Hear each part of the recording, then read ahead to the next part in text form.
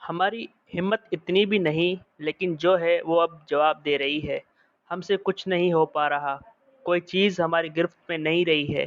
بجلی کے بل بے قابو ہیں، ان کے نام پر ہم کیا کیا ظلم ڈھائے جا رہے ہیں۔ مہنگائی نے لوگوں کا جینا حرام کر دیا ہے۔ یہ نامراد ڈالر، یہ تو ہمارے لیے کسی بھوت کی مانند بن چکا ہے، ہاتھ میں ہی نہیں آ رہا۔ آسمانوں نے دیکھا کہ ہم نے IMF کے کتنے ترلے کیے، ناک رگڑ رگڑ کر کچھ مل تو گیا، لیکن حالت سنبھل نہیں رہی۔ ہمارا یقین کیا ایمان تھا کہ یہ ملک کسی خاص مقصد کے لیے معروض وجود میں آیا ہے۔ مقصد تو اب تک سمجھ نہیں آیا، لیکن تیرے بندوں کی جو حالت ہو چکی ہے، کم از کم وہ مقصد تو نہیں ہو سکتا تھا۔ پھر بتا اے پروردگار، ہم کریں کیا؟ تنکوں کا سہارا لے لیا کرتے تھے، سایوں پر امیدیں باندھ لیتے تھے، لیکن اب تو تنکے بھی ہاتھ نہیں آ رہے۔ جذبات سے مغلوب ہو کر ہم کہتے تھے کہ ہم نے یہ قلعہ تعمیر کیا ہے، نظریات کا قلعہ اور وغیرہ وغیرہ کا قلعہ۔ مانتے ہیں کہ قلعے کا دعویٰ کرتے ہوئے بھی غیروں کی عطا کی ہوئی خیرات پر کام چلاتے تھے، لیکن یہ امید کبھی نہ گئی کہ ایک دن رنگ لائے گی فاقہ مستی ہماری۔ اب تو یوں لگتا ہے کہ خوابوں اور امیدوں کا خانہ بالکل خالی ہو گیا ہے۔ غیروں کو گلہ کیا کریں، جن کو اپنا سمجھتے تھے وہ بھی ہمیں بھکاری کے روپ میں دیکھنے لگے ہیں۔ ایک شکوہ البتہ آسمانوں سے بنتا ہے، کیسے کیسے میر کارواں ہمیں عطا ہوئے۔ ان کے نازل ہونے میں آسمانوں کی رضا تو شامل ہوگی، لیکن اس بات کا انکار ممکن نہیں کہ بیشتر پلے درجے کے نمونے ہی نکلے۔ حالات مختلف رہتے تو درمیانے درجے کے عہدوں سے اوپر نہیں کوئی مائی کا لال نہ رکھتا۔ یہ قلعہ نظریات تعمیر ہونے لگا تو یہ سارے انوکھے کردار ایسے اونچے مقامات پر چڑھنے لگے کہ ہم اس ماجرے کو دیکھتے ہی رہ گئے۔ اپنی اپنی باری پر ان ساروں نے قلعہ نظریات کے ساتھ وہ کیا جو چنگیز خان نے خوارزم کی سلطنت کے ساتھ کیا۔ خوارزم کی تباہی کے بعد چنگیز خان اور اس کی فوجیں دیگر فتوحات کی طرف چل نکلیں۔ ہماری بد نصیبی دیکھی جائے کہ ہمارے کردار جو شروع دن سے مسند حکمرانی پر بیٹھے، جس نااہلی کے وہ مظہر تھے، وہ نااہل ہمارا مقدر بن گئے۔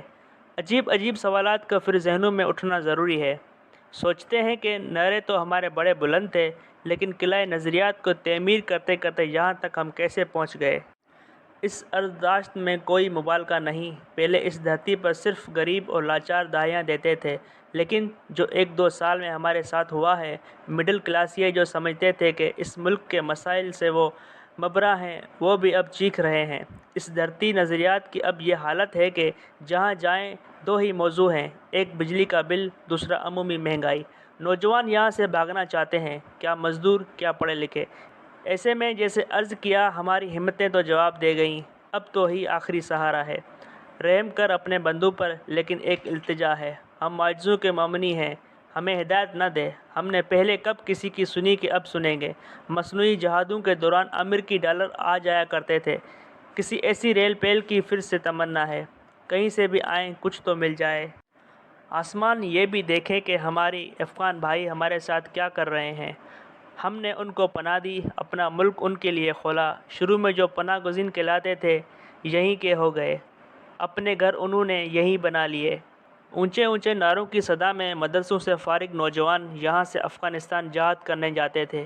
یہ سلسلہ 40 سال تک جاری رہا، اور اب دیکھیے کہ جب سے طالبان کے ہاتھ افغانستان کی حکمرانی آئی ہے، وہاں سے نوجوان اس دھرتی پر جہاد کرنے آ رہے ہیں۔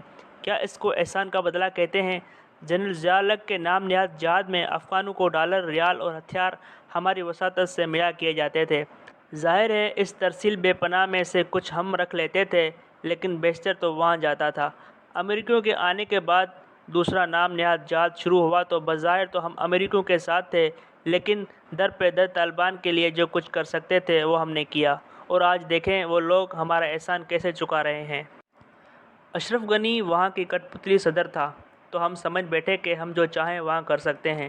ہم نے باڑ بھی لگانا شروع کی اور بڑے فخر سے کہا گیا کہ 70-80% باڑ مکمل ہو چکی ہے۔ اشرف غنی کے بھاگتے ہی یہ کم بخت طالبان ہمارے باڑ کے پیچھے پڑ گئے۔ اب جس قسم کے حملے وزیرستان وغیرہ میں ہو رہے ہیں، محسوس ہوتا ہے کہ باڑ نام کی کوئی چیز سرحد پر ہی نہیں ہے۔ ہوتی تو جو حملے ہم پر کر رہے ہیں ان کے لیے کچھ رکاوٹ تو بنتی، لیکن حملوں کی شدت اور تعداد دیکھی جائے تو لگتا ہے کہ ان کے سامنے کوئی رکاوٹ نہیں۔ اس باڑ پر کتنی کھپت ہوئی اس کا ہمیں نہیں معلوم۔ اور ایسے معلومات سے بے خبر رہیں تو بہتر ہے۔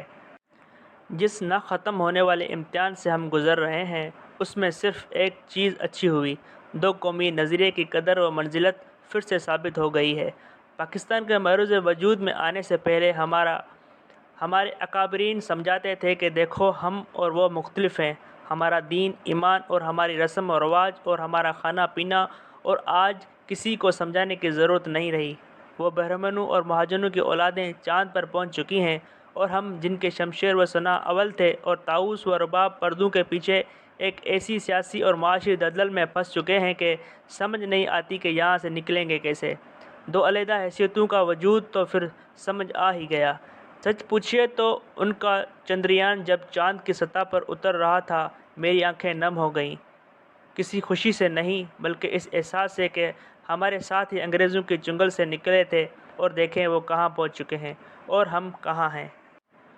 روز صبح اخبار کھولتا ہوں تو یہ احساس ندامت دل کو کھائے جاتا ہے۔ ہمارے ساتھ ہوا کیا، یا زیادہ درست ہوگا یہ کہنا کہ ہم نے اپنے ساتھ کیا کیا۔ دھرتی تو اچھی بھلی ملی تھی، بنگالیوں کا ذکر رہنے دیجیے، انہیں ویسے بھی ہم کس خاطر میں لاتے تھے، لیکن اس طرف کی آبادی کم تھی اور زمین بڑی وسیع۔ دریاؤں کے پانی تھے اور انگریزوں کا دیا ہوا تنظیمی اور قانونی ڈھانچہ۔ 1947 میں ایشیا برباد ہوا پڑا تھا اور ہم ایک نئی نویلے ملک کی شکل میں دنیا کے نقشے پر ابھرے تھے۔ مسئلہ ہمارے سامنے تھا نئے ملک کو بنانے اور سنوارنے کا۔ ہم نظریاتی بحثوں میں پڑ گئے، جہاں کام کرنے کی ضرورت ہوتی تھی نعرے بلند کر دیتے۔ قومی زندگی کے ہر اہم موڑ پر غلط راستہ چنا۔ دنیا ہمارے اثاثے نہیں مانگ رہی، صرف سمجھانے کی کوشش کرتی ہے، لیکن ہم نے ہر موقع پر من مانی کی۔ اب کیا رہ گیا ہے؟ ایٹمی اثاثے، بڑھتی ہوئی آبادی اور یہ سوال کہ ہم کہاں کے رہ گئے ہیں۔